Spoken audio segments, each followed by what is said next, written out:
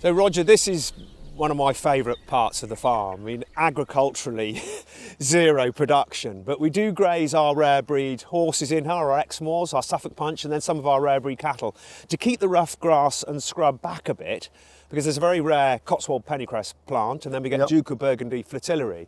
But come May and June time, it's just an array of colour with wildflowers, butterflies, bees, all sorts of insects. We've got common lizards, brown hare, the occasional deer.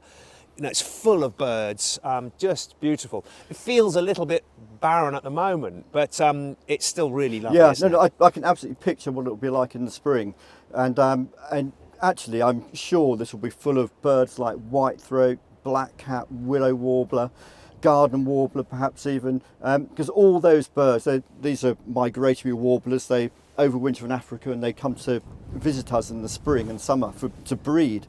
And although we often hear them singing in the tops of the trees, all those warblers nest low down in this shrubby cover, and we've lost a lot of this shrubby cover in our woodlands, principally because of often lack of management in the woods, but also increasing deer numbers as well. So seeing this level of shrubby undergrowth is quite rare in a lot of woodlands now, but it's that undergrowth that supports all our warblers in the breeding season, and this is where they're nesting, so it's really important. As a farmer, having been brought up on the farm, you know, lived here all my life, I do feel a little ignorant. You know, a lot of those birds you just named, I would perhaps struggle to identify. So we've had a bird survey done on the farm, spring and autumn, for the last couple of years, to give us a baseline so we know where we're at. Because we need to know that all the work we're doing for conservation across the whole farm is working. But I think a lot of us wander around in the countryside and don't know what we're looking at. We can't name the trees and the birds or the plants. So I think there's two really important issues there. One is, once we have a slightly better idea of what birds we've got on the farm, then we're better informed and we're more able to help those birds going forward. But also, actually, when we think about it now,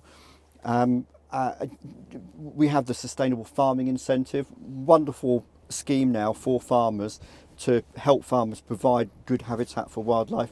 But actually, all farms need to demonstrate that the agri-environment schemes that they've got in place really are delivering for wildlife, because after all, this is funds from the public purse. And if farms can demonstrate on their individual farm that the habitats that they're providing really are delivering for wildlife, then I would hope that that will give the government reassurance and confidence that this is money well spent and that they will continue to do so in the future.